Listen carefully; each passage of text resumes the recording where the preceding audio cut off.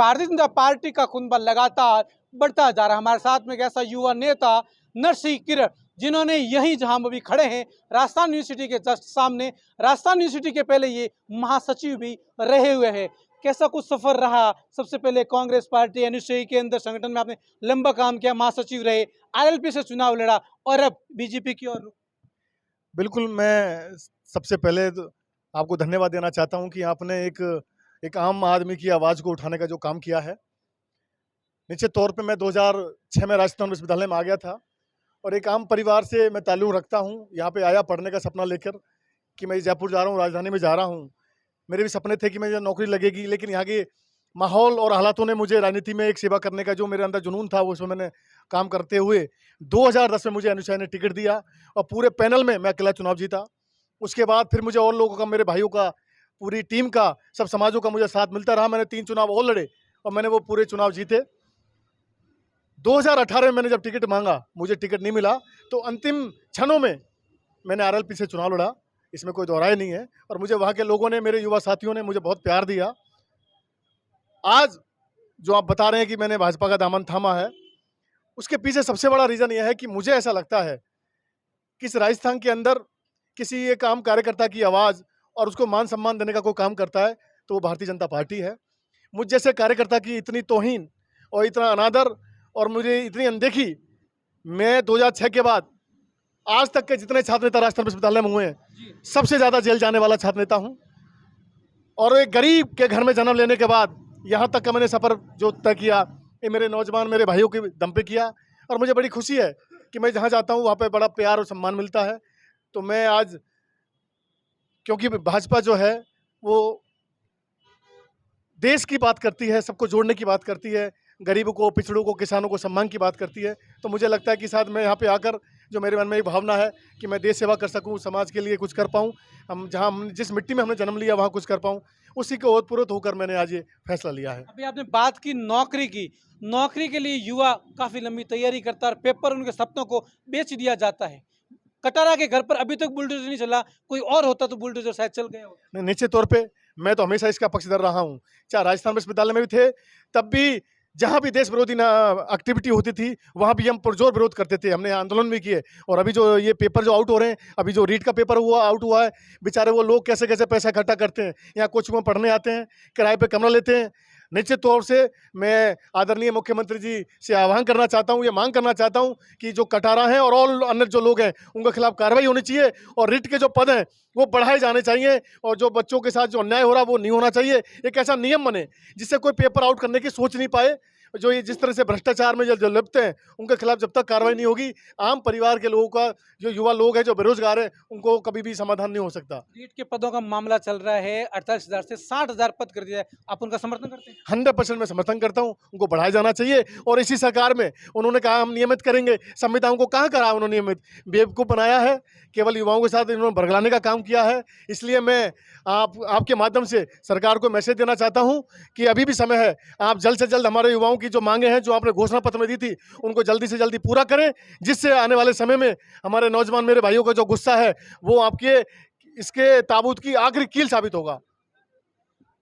2 से 2,500 लोगों के साथ में, वो भी अपने स्थानीय विधानसभा के लोगों के साथ पार्टी को ज्वाइन करना, कितनी खुशी फील होती है? बहुत मुझे अच्छा लग रहा है। मुझे कल शाम को 6 बजे के करीब मुझे पता लगा और मैंने, मेरे 2-4 जो हमारे जो भाई थे, ये सब लोग सिर्फ फ़ोनों पे आए हैं। आप देख सकते हैं चारों तरफ यहाँ घुमा के, सब लोग जा चुके हैं। अभी भी यहाँ जो लोग बैठे हैं सैकड़ों की तादाद में, ये सब मेरे विधानसभा क्षेत्र के हैं। आप किसी से भी उनका नाम, उनका गाँव का नाम पूछ सकते हैं, किसी व्यक्ति से आप पूछ सकते हैं यहाँ पे। बिल्कुल पूछेंगे वो भी। और एक बड़ा सवाल अब ये भी है कि कुछ लोग ये कह रहे हैं कि विधानसभा का टिकट कांग्रेस से नहीं मिला पिछली बार, इसलिए बीजेपी का दामन थामा। और पिछली बार क्यों नहीं मिला, किसको टिकट मिला कांग्रेस का, उसकी क्या कुछ कहानी बताइए? देखिए, मुझे टिकट नहीं मिला, मैं आपके माध्यम से पूछना चाहता हूँ, आदरणीय सचिन पायलट जी प्रदेश अध्यक्ष थे। अगर पूरे राजस्थान का कोई भी नेता अगर ये कह दे कि मेरी मेहनत में कमी थी, जमीन पे कमी थी, जो उनके नेता राहुल गांधी जी ने जो नियम बनाए थे कि बाहरी व्यक्ति को टिकट नहीं मिलेगा, पैराशूट को टिकट नहीं मिलेगा, तो वो कहाँ गए कि आदरणीय बाबूलाल जी बरवाल को टिकट दिया, उसी दिन उन्होंने पार्टी ज्वाइन करी, उसी दिन वो टिकट दिया। और कार्यकर्ता हम जैसे कितने लोग थे जो बरसों से काम करते हैं, उनके लिए बिल्कुल अनदेखी कर दी क्योंकि हमारे पास पैसा नहीं था। लेकिन अब राजा का बेटा राजा नहीं बनेगा, जो मेहनत करेगा वो राजा बनेगा, जो काम करेगा। जो जो जो लोग आए हैं ये पैसे से बुलाए हुए लोग नहीं है, ये दिल से मुझे चाहते हैं, इसलिए यहाँ जयपुर पे आए हैं। मुख्यमंत्री अशोक गहलोत ये कहते हैं कि सरकार हमारी रिपीट होगी, और सरकार रिपीट होने वाली है, ऐसा सरकार के कुछ लोग भी कह रहे हैं, कांग्रेस के कार्यकर्ता और नेता भी कह रहे हैं, और आपने बीजेपी का दमन थमा क्यों? देखिए, सरकार रिपीट होगी, मुझे नहीं लगता। जिस तरह की उनमें सर फुटबॉल चल रही है, डेली लड़ाइयाँ हो रही हैं, ना सत्येंद्र पायलट जी का पता है कि वो क्या डिसीजन लेने वाले हैं और सरकार क्या काम कर रही है, सब लोग जानते हैं। उनकी योजनाएं जरूर उतरी हैं, लेकिन उनका लाभ कितना मिल पा रहा है ये आने वाला समय बताएगा। लेकिन जब मुझ जैसा कार्यकर्ता, जिसने वो मिथिक तोड़ा 1966 से लेके 2010 में, मैं पहला व्यक्ति था दलित समुदाय से जिसने यहाँ पे आके चुनाव जीता। पूरे सभी समुदायों के लोगों ने मुझे मिलकर चुनाव जिताया। तो मुझ जैसा कार्यकर्ता अगर पार्टी छोड़ के जा रहा है तो मुझ जैसे कितने लोग होंगे जो प्रताड़ित हैं, जिनको वहाँ पे सम्मान नहीं मिल रहा। मैं भी बहुत जल्दी अभी मेरे जैसे जितने छात्र नेता हैं सबको सम्मान दिलाने के लिए पार्टी ज्वाइन कराऊंगा। पार्टी में आप बात भी करते होंगे कि किस कारण से विरोध प्रदर्शन कर रहे हैं, तो पार्टी ये बातें सुनती है क्या? निश्चित रूप से सुनती है। यहाँ पार्टी में आम कार्यकर्ता भी अपनी बात रख सकता है, और बीजेपी के अंदर मैंने जो महसूस किया कि यहाँ पे आम कार्यकर्ता अपनी बात कभी भी अधिकार पूर्ण अपने नेता के सामने बात रख सकता है। कांग्रेस पार्टी में क्या हुआ? कांग्रेस पार्टी में तो साहब अनुसूचित कोई लोग नहीं जानते हैं। बड़े बड़े मंत्री मिनिस्टर पूछते हैं अच्छा आप अनुसूचित के क्या हैं, इस तरह से बातें करते हैं। हमारे कितने लोग हम बंद हुआ करते थे थानों में, कोई मंत्री कभी थाने में नहीं आता था। और वहीं एबीपी के कार्यकर्ता जब बंद होते थे थानों में तो उनके मंत्री मिनिस्टर एमएलए सब लोग वहाँ थाने पे आ जाया करते थे। ये मैंने खुद ने देखा है मेरी आंखों से, जब हमने यहाँ आंदोलन किया करते थे। अभी भी मैं राजस्थान विश्वविद्यालय का छात्र हूँ, यहाँ से पीडीएफ कर रहा हूँ, यहीं से पीएचडी की है मैंने, यहीं से मैंने बीए किया, एमए किया। वर्षों से मैं यहाँ रह रहा हूँ, मैंने एक एक चीज़ को नज़दीकी से देखा है। और आज भी जहाँ बैठा हूँ, आपका फ़ोन आया, हम यहाँ मिले हैं। ये भी वही विश्वविद्यालय के सामने की चाय की थड़ी है, जहाँ से चाय पी के हम लोगों ने हमने योजनाएं बनाकर इस विश्वविद्यालय के हज़ारों लाखों लोगों के लिए काम करने का काम किया। अब एक बड़ा सवाल ये भी है कि राजस्थान में अगर बीजेपी की सरकार बनती है तो बीजेपी में भी काफी गुटबाजी की बात आ रही है, सीएम का उम्मीदवार कौन होगा आपके साथ? देखिए, मुझे नहीं लगता, बीजेपी पार्टी सब पूरी एक है, वहाँ पे सब लोग मिलके काम करते हैं, और जो भी पार्टी का फैसला होगा मुझे लगता है सब लोग उसे स्वीकार करेंगे। और अधिक मुझे भी जानकारी इसकी है नहीं, लेकिन मुझे लगता है कि सब लोग मिलजुल कर सब पार्टी का काम करेंगे और मिलकर सरकार बनाएंगे। एक बार अपने 2,500 जो लोग आए हैं और जो आपके क्षेत्रवासी भी आपको देखेंगे इस वीडियो के माध्यम से, उनके लिए क्या संदेश है, कैसे उनको जोड़ पाओगे आप मैं मजबूती से? मैं आपके माध्यम से मेरे विधानसभा क्षेत्र कठुमर के मेरे नौजवान भाइयों से, मेरे बुजुर्गों से कहना चाहता हूं कि पिछले 45 सालों से जिन 3 नेताओं ने हमारे कठुमर विधानसभा क्षेत्र को गड्ढे में डालने का काम किया, आने वाले 2023 के चुनाव में हम सबको मिलकर ऐसा प्रण लेना है और कठुमर के अंदर विकास के लिए एक ऐसा बिगुल बजाना है। और वो जो नेता जो हमारे कठुमर को पंगु बना चुके हैं, उनको वहाँ से उखाड़ फेंक कर आदरणीय नरेंद्र मोदी जी के साथ चलकर हमको देश को, प्रदेश को मजबूत करना है, जिससे हमारे लोगों को रोजगार मिल सके। हमारे लोगों के जो काम है, किसानों को लाइट नहीं मिल पाती है, वहाँ सड़कें नहीं है, रात को 10 बजे कोई गांव में जाए तो वहाँ साधन नहीं है, उन सब के लिए मिलके हमें काम करना है। कठुआ विधानसभा में बीजेपी का अभी तो कोई मजबूर दावेदार है भी नहीं, तो क्या माने पार्टी की तरफ से आपका टिकट फाइनल है? और अगर पार्टी टिकट नहीं देती है तो क्या बीजेपी के साथ में लगेंगे? निश्चित तौर से जो पार्टी का जो भी आदेश होगा मैं उसको स्वीकार करूंगा। मैं पार्टी का कार्यकर्ता बन के काम करूंगा, और पार्टी का जो भी निर्णय होगा वो मेरे लिए सर्वोपरि है। आज मैंने जो पार्टी ज्वाइन की है, इसी उस पर मैंने ज्वाइन किया है कि जो भी उसका निर्णय होगा वो मैं उसको स्वीकार करूंगा, उनके साथ मिलकर काम करूंगा। राजस्थान विश्वविद्यालय में हमने इनको बहुत लड़ते और झगड़ते देखा है, आम लोगों की आवाज को मजबूती से उठाते हुए भी देखा है। कहाँ से हैं सर, क्या नाम है आपका? हम रौणीजा थान से हैं साहब, कठुमर तहसील से। हम बदलाव चाहते हैं, हमारे कठुमर तहसील में कोई विकास नहीं हो रहा है।